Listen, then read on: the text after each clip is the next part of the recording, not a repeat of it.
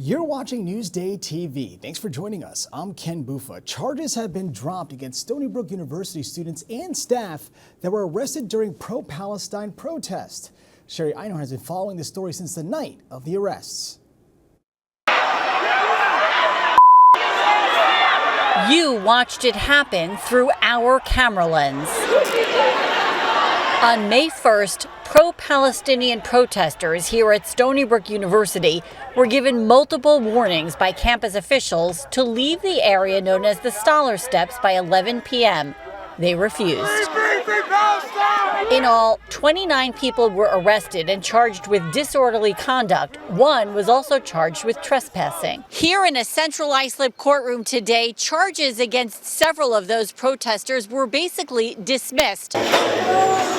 Some hid from our cameras and none would speak with us. But the attorney representing them pro bono told us the agreement means that in 6 months, all charges will be dismissed as long as they're not arrested again. The same is expected to happen with the other protesters throughout the week. Everybody's happy. They were able to stand up for what they believed in. There's no significant consequences. In Central Islip, I'm Sherry Einhorn for Newsday TV. A Belmore man has been sentenced 4 to 12 years in prison for a DWI crash back in 2021. Prosecutors say Robert O'Brien crashed into several cars and hit a 7-year-old pedestrian who lost his leg. When he first saw me, I wasn't looking at him in this hallway. The advocate who was with me says, that's him, and he's crying because he sees your leg. So at least I know he's a human. The 29-year-old pleaded guilty to the charges.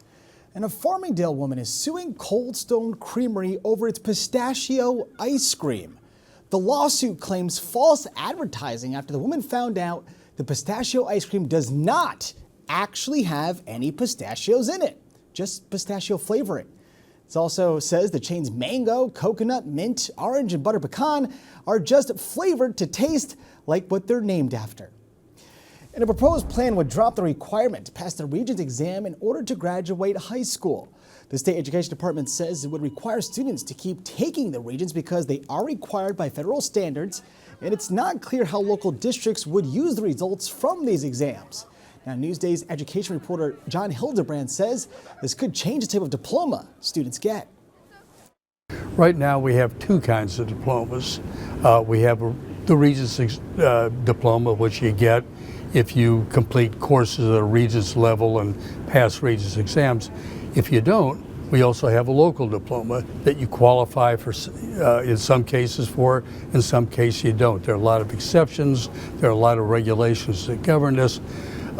School principals, parents, students all say this is a very complicated process. Now you can read more about this plan at Newsday.com. Click Get More below the Newsday TV video box. And only in Newsday, neighbors say the smell of marijuana is filling the air on many local roads and it's sparking new safety concerns. Sherry Einhorn has the story. I'm Sherry Einhorn. Ever had this happen? You're driving on any road, anywhere on the island. Someone passes you by and then all you smell is pot. Sometimes I'd be driving and you would have this fragrance, if you want to call it that. Typically, it happens quite often, more often than none. It's typically at stop signs and traffic lights. Driving high on marijuana, a dangerous and potentially deadly decision. Prosecutors say this is what can happen: devastating crashes, loved ones lost. It is unfair. And families who are left to pick up the pieces. We just want to see justice done for my wife. Driving high puts everyone on the road at risk. How would you know how it affects the person driving or the person behind you? You don't know. Statistics are lumped together in an impaired driving category and not broken down by cannabis alone. Still, the numbers are on the rise. Deadly crashes involving drivers impaired by either drugs, alcohol, or both jumped from 108 in 2019 to 146 in 2022.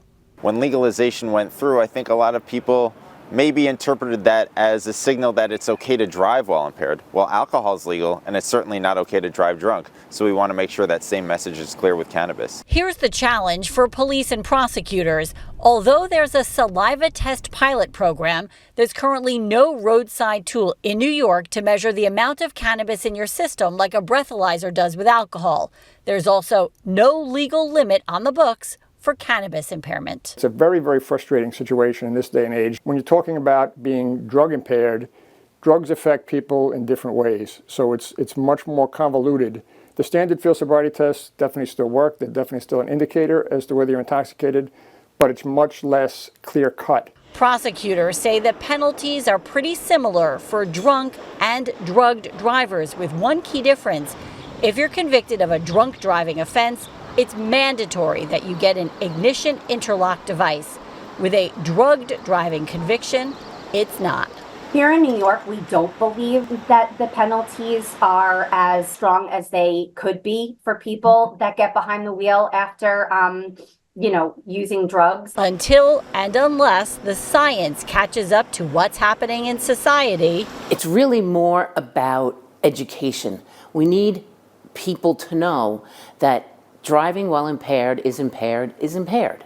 There's no way around it. For Newsday TV, I'm Shari Einhorn. Now, to read more about high driving enforcement, go to Newsday.com, click Get More below the Newsday TV video box.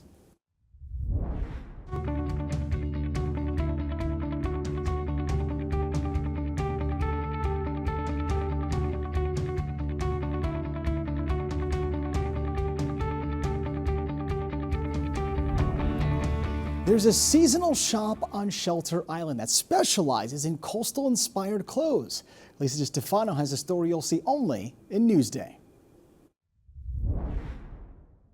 There's such good vibes in here. Island vibes. Shelter Island vibes. Shelter Island vibes. It's Pure Soul's 7th summer season on Shelter Island. Pure Soul is a lifestyle concept of an experience that I created to give you a sense of wellness, happiness, joy, comfort. For owner and designer Silma Cabrera, Shelter Island has become a second home. Shelter Island opened the doors to Pure Soul during a difficult time in my life. We were leaving Puerto Rico because Hurricane Maria, and the community was so welcoming and so incredibly loving to our situation. This seasonal shop is stocked with coastal-inspired clothing, accessories, and gifts. As a fashion designer, I design our core collection of linens, and that's a staple in the store. But I complement it with finds that I get through shows, but also through my travels. This is fun! It's a great fun piece. You can do, a nice multicolor little. I feel so fancy. Just go from the beach to a cocktail. I'm ready. It's about lifestyle, and I want to be in that lifestyle and in that sense of vacation mode all the time. Well, how beautiful. It's so lightweight. I love it. I love it. This is actually one of our best sellers. Easy. Easy. I like We easy. like I like easy. The day we opened, two different customers say, "There's no summer without you." Oh, I love that. I love that because that just makes my purpose to be here. It makes it complete. Lisa DiStefano, Newsday TV. Now, to read more about seasonal shops, go to Newsday.com, click Get More below the Newsday TV video box. Now let's take a look at your just perfect Long Island weather. If you were outside, it was a really nice one today. Temps were pretty mild, and tonight you can see we're below 60s. Tomorrow, we're staying with that mild temperatures around the 70s. We do have some cloudy skies, but it's not going to be too hot or too cold. It'll be a nice day to go for a walk on your lunch break if you can. And the 7-day forecast doesn't look bad either, but Friday doesn't look the driest.